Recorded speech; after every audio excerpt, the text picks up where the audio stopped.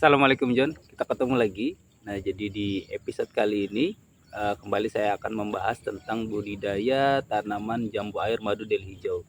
Dan di sebelah saya sudah ada bibit untuk jambu air madu del hijau yang sudah berumur kurang lebih ini umurnya kurang lebih sudah hampir 1 bulan dan pertumbuhan tunasnya sudah mulai banyak. Jadi di episode kali ini saya akan mengajak kalian untuk melakukan perawatan terhadap si bibit berumur 1 bulan ini ya John. Jadi nanti akan saya lakukan seleksi untuk tunas mata airnya, kemudian saya akan tunjukkan cara perawatannya serta pemupukannya. Jadi ikutin terus videonya, mudah-mudahan informasinya bisa bermanfaat. Oke John, nah jadi ini kondisi bibit cangkokan yang sudah ditanam sekitar kurang lebih 1 bulan yang lalu. Kondisinya sudah seperti ini, jadi sudah banyak tunas-tunas yang mulai tumbuh seperti ini.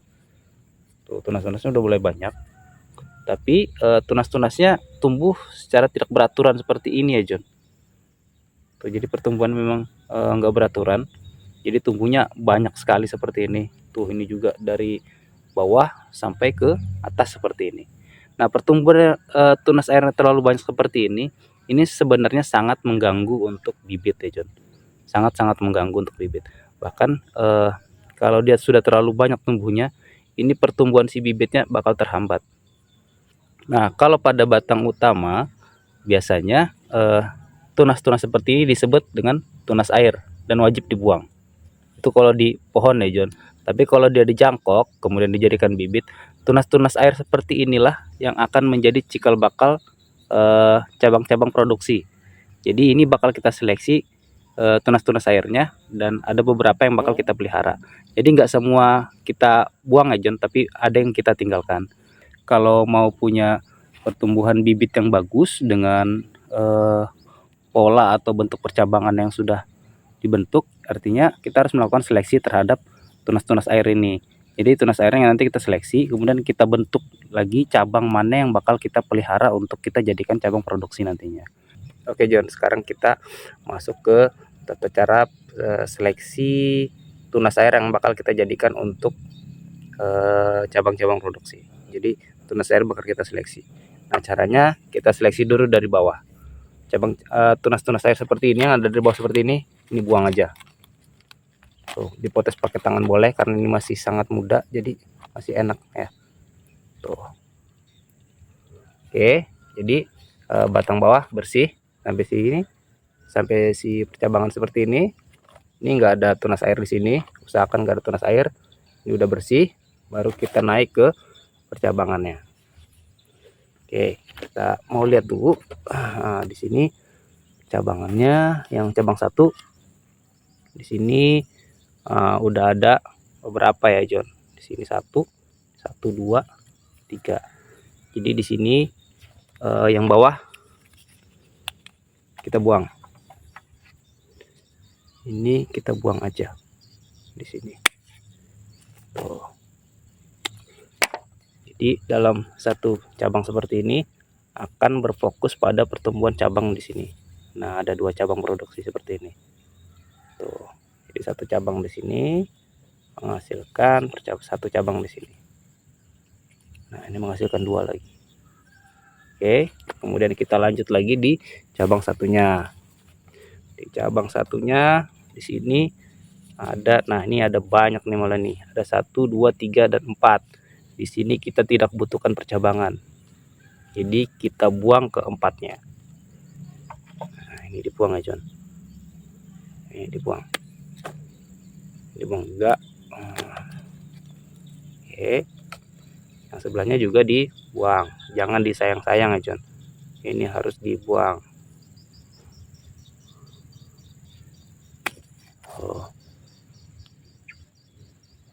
Tuh, kalau saya buang aja yang gitu-gitu, nggak perlu. Nah, oke, ini sudah dapat cabang yang bersih seperti ini.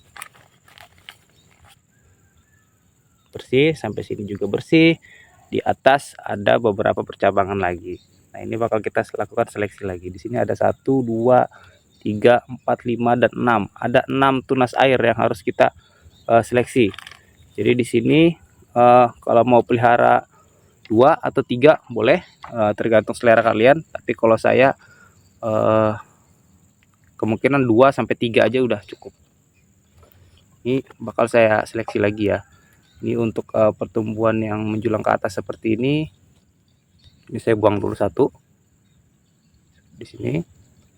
Tuh, pertumbuhan yang menjulang ke atas, jadi saya buang.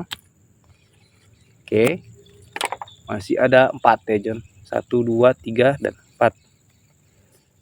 Oh, malah ada 5 ini. Jadi yang tua ini saya buang dulu satu. Tuh. Jadi yang pertumbuhan yang menghadap ke dalam itu bakal saya buang juga. Ini pertumbuhannya menghadap ke dalam. Ini ya John. Ini menghadap ke dalam nih. Tuh. Jadi ini saya buang. Oke. Jadi saya punya 4. Saya buang lagi yang menghadap ke dalam, ini 1.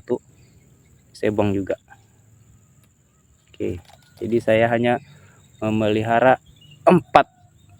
Di sini saya pelihara 3 ya John. 3 percabangan yang bakal saya pertahankan. 1, 2, dan juga 3 ini. Ini yang tunas air yang saya harapkan nanti menjadi cabang-cabang produksi. Di sebelahnya juga ada kayak gini. Tuh, saya pelihara 2. Ini 1 cabang sudah menghasilkan cabang lagi 2 seperti ini. Tuh, nah di sini saya pelihara 3. 1, 2, dan 3. Oke. Nah, kita lanjut lagi untuk contoh selanjutnya. Nah, ini contoh selanjutnya seperti ini bentuknya. Pohonnya banyak ya John, rimbun. Jadi di sini ada percabangannya di tiga ini ya, 3 tahap ya, 1, 2, dan juga di tahap yang atas ini yang 3. Jadi untuk seleksi yang pertama, yang paling bawah dulu kita binasakan seperti ini. Nah, ini buang. Kita nggak pakai tunas-tunas yang bawah seperti ini. Kita bersihkan dulu yang bawah-bawah. Tangan aja deh biar lebih cepat. Oke, yang bawah sudah bersih. Masih ada yang di atas. Oke, ini saya angkat dulu biar lebih enak. Nah, seperti ini. Tuh, bisa kelihatan ya. Bawah udah bersih. Jadi di step yang kedua lagi, ini juga bakal kita bersihkan. 1, 2, dan 3. Tuh. Gak ada percabangan lagi di bagian bawah, sudah kita bersihkan. Jadi saya hanya berfokus kepada pertumbuhan 2 tunas ini ya Jun. Tuh. Nanti jadinya nutrisi yang diserap sama si bibit akan lebih fokus pada pertumbuhan 2 tunas ini. Jadi 2 tunas ini bakal lebih cepat membesar dan juga lebih cepat menumbuhkan tunas-tunas baru untuk percabangan-percabangan selanjutnya seperti ini. Tuh. Jadi kalau sudah bersih seperti ini, nanti pertumbuhannya bakal lebih cepat besar dibandingkan kalau dia masih mempunyai tunas-tunas air yang banyak seperti ini. Tuh. Jadi masih banyak yang istilahnya curi-curi nutrisi ya John, karena dia untuk pertumbuhan tunas-tunas baru seperti ini. Sementara tunas-tunas baru ini gak kita butuhkan. Jadi memang pertumbuhan tunas airnya seperti ini kalau memang gak perlu, cepat-cepat dibuang. Apalagi kalau untuk pembibitan biasanya ini memperlambat sekali untuk pertumbuhan si bibit ya John. Jadi tunas-tunas air seperti ini memang kalau memang nggak perlu, buang. Tapi kalau emang kalian butuh, pertahankan dan dibentuk untuk menjadi cabang-cabang produksi yang baik. Oke John, jadi langkah selanjutnya setelah kita lakukan pemangkasan seperti ini udah bersih. Jadi untuk merangsang pertumbuhan si tunasnya supaya bisa lebih baik, setelah dilakukan pemangkasan, lakukan juga pemupukan. Pemupukan bisa diberikan pupuk NPK Mutiara. NPK Mutiara itu seperti ini bentuknya kurang lebih. Tuh, ya, ini NPK Mutiara. Saya biasa memberikan NPK Mutiara seperti ini dengan dosis 1 sendok teh per polybag seperti ini. Jadi nanti diberikan ke sini 1 sendok teh aja. Nah, jadi pemberiannya itu 1 minggu sekali. Nah, kalau untuk lebih praktisnya, kalian bisa menggunakan NPK Mutiara seperti ini, dikocorkan ya John, artinya NPK mutiaranya dilarutkan ke dalam air. Dosisnya 1 sendok makan NPK mutiara dilarutkan ke dalam 5 liter air, kemudian diaduk. Kalau sudah tercampur, berikan ke tanaman dengan dosis 1 gelas untuk 1 tanaman seperti ini, 1 polybag. Jadi disiramkan ke media tanamnya. Kalau mau lebih kalau mau dengan cara yang gampang, bisa langsung pemberian secara tebar ya John. Jadi 1 sendok teh aja seperti ini, ditebar di pinggirannya seperti ini. Oke, nah seperti itu kelihatan. Nah kemudian dilakukan penyiraman. Nah jadi udah jelas ya John, kenapa tunas-tunasnya itu nggak dibiarkan rimbun sekali banyak. Jadi kalau kita biasanya kalau teman-teman tuh kan pengennya tanamannya tumbuh subur banyak, tapi kalau saya kenapa malah dipangkas, disisain 2 saja tunasnya seperti ini, malah disain ada yang 3 nyisainnya. Nah itu sebenarnya intinya dari pembuangan tunas air itu adalah untuk melakukan pembentukan pohon. Pembentukan pohon dari awal ya John, artinya sedini mungkin sudah kita lakukan pembentukan percabangan-percabangan produksi. Jadi nanti unsur nutrisi yang kita berikan dari si pupuknya memang ditujukan untuk pertumbuhan tunas-tunas yang memang sudah kita inginkan dia tumbuh. Nah jadi si unsur nutrisi itu nggak diambil oleh tanaman untuk menyuburkan tunas-tunas yang nggak jelas, tapi memang ditujukan untuk tunas-tunas produksi yang memang sudah kita siapkan. Jadi pohon yang kita bentuk seperti ini nanti pertumbuhannya bakal lebih bagus daripada pertumbuhan yang tidak kita lakukan seleksi. Jadi pertumbuhannya bakal lebih cepat tumbuhnya.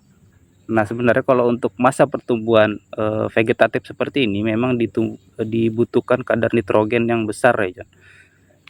Tapi kalau kalian memang menginginkan pupuk dengan cara berimbang, mau yang praktis, itu bisa menggunakan NPK mutiara seperti yang saya pakai.